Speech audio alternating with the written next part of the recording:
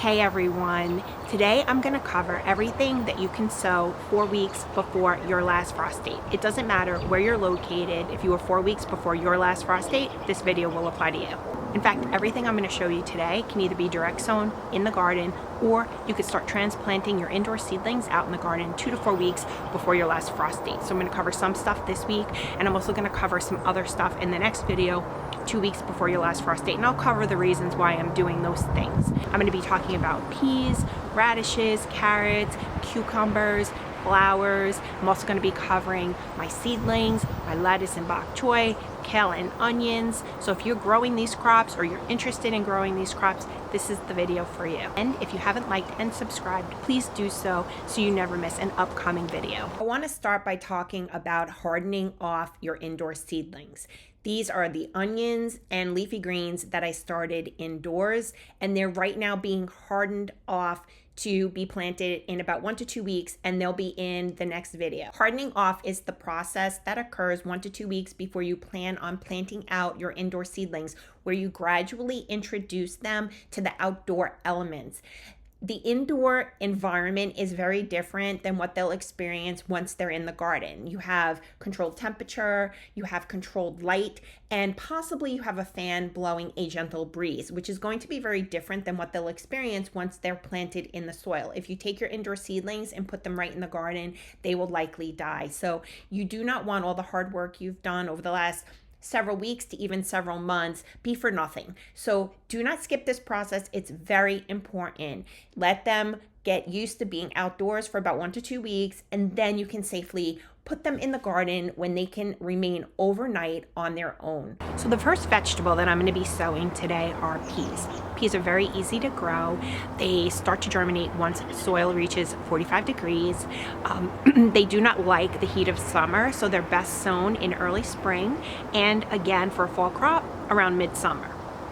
Peas also are finished producing all their pods in about 50 to 60 days. So by the time the peas come out, the next round of crops can go in. So usually I follow peas with cucumbers or squash, and they benefit from the nitrogen that the peas leave behind. So peas are nitrogen fixers, and they basically, when they're growing, they release nitrogen into the soil. So when peas are done producing, you often just cut the pea at the base instead of pulling the whole plant. You can leave the roots in place, and that will just continue to leach nitrogen into the soil, which will just help any of the plants growing around the peas, as well as anything you're planting after the peas come out of the ground. The first pea I'm planting is a shelling pea. It reaches almost 2 feet tall, so it does require staking. I've also inoculated these with a pea inoculant. It's just basically a powder. I've made it into a slurry to coat the peas. It helps to boost the nitrogen it releases, takes in, and helps promote more growth and more yield in your peas. While not mandatory, it is incredibly beneficial for your legumes, your beans, and your peas. And I'll put a link down below of all the products I use. I'll also be adding in the planting hole of my peas, as well as all of my other plants except for the brassicas, this mycorrhizal inoculant. Basically, it's like a probiotic for plants. It helps the plants form a symbiotic relationship between the roots and the soil. It helps the plant take in more nutrients, gets them bigger, stronger, producing more fruit. This is not mandatory, but I do have some soil issues here in these raised beds. When I did my soil test, my pH was a little on the high side, and so it was slightly alkaline. So I'm doing everything I can to give these plants the best chance they have of producing fruits and getting strong. This doesn't form that same type of relationship with the brassicas, your kale, radishes, bok choy, cabbage, etc. So it doesn't hurt them, it just won't do anything to help them. Always check the seed packet for spacing requirements. This pea can be planted very close together, about 1 inch apart. They also help to support each other when they're planted this closely. They do not require any thinning, so I'm just forming a trench and planting them right next to each other. This next pea is a garden pea. It is a little bit taller, and the spacing requirements are a little different. It requires spacing of 2 inches apart. These are purple pods, so the pea is actually like a burgundy color, but you can see the difference in size between the shelling pea and this new pea that I'm planting here. Since these have different height requirements, if you're using the same trellis to plant peas that have different heights, you want to make sure you're putting the taller pea toward the back so it doesn't shade out the shorter pea. And that basically works the same way with anything that you're planting. The next pea is a snap pea. It grows 5 to 6 feet tall, and so the spacing is different, 3 to 6 inches apart. And because of its size, it also requires different trellising. So the moral of the story is that it's not one size fits all when it comes to peas. Some grow to 20 inches while some grow to 6 feet. So you just need to plan and plant accordingly. The next vegetable I'm planting are radishes. Radishes are one of the easiest plants to grow, and radishes are usually ready in 20 to 30 days. You can even sometimes get 2 rounds of radishes done before your next crops need to go in, like your warmer weather crops need to go in. Radishes also help to loosen the soil for the next round of crops. Obviously they're a root crop, but they're coming out early. So when the next round of crops comes in, they'll get the benefit of that loosened soil from the radishes. Radishes also do not like the heat of summer. Radishes, you can kind of hide them around some things that are a little taller if you want to plant them throughout the summer. So if you can get them either like in front of or behind something that's maybe going to provide some shade, then you can do that. But once the heat of the summer really kicks in, July, August, when it's like really hot and humid, radishes don't do well. So get them in early. You can successfully plant them every couple of weeks until about early summer. And you can start them again mid to late summer for your fall crop. I have several varieties of early spring radishes that I'm planting. All will be ready in between 20 and 30 days. If you have winter radishes, and these are typically ready between like 60 to 80 days, you want to wait until the fall, which are these blue autumn and watermelon radishes. You want to wait until midsummer to get those planted for a fall crop. The early varieties grow in size to 3/4 of an inch to about 1.5 inches wide. So you can plant these 2.5 to 3 inches apart. If you're doing it in a square foot, it's roughly 16 per square foot. You can also do these in rows, and they are planted at 1/2 inch depth. Next up, I'm going to be planting carrots. Carrots take a little bit longer to mature, so they'll grow into early summer, and then they also can be planted again in mid to late summer for a fall crop. It's critically important that you both loosen your soil 10 to 12 inches deep and you thin your carrots, otherwise they will not grow properly. Let me show you how to do it.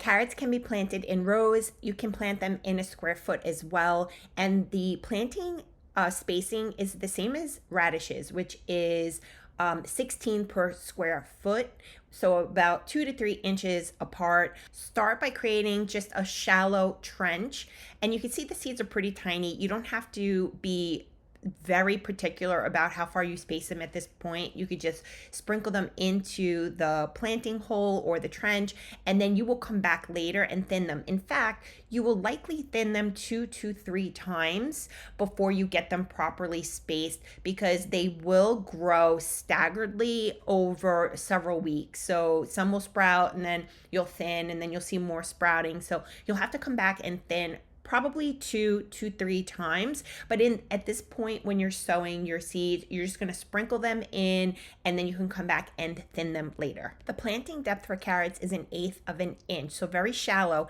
They do not like to be covered in heavy soil, so rather than use soil, I use vermiculite. It is very light and fluffy. It is also great at retaining moisture, which is one of the most important things for carrots. They need to remain moist.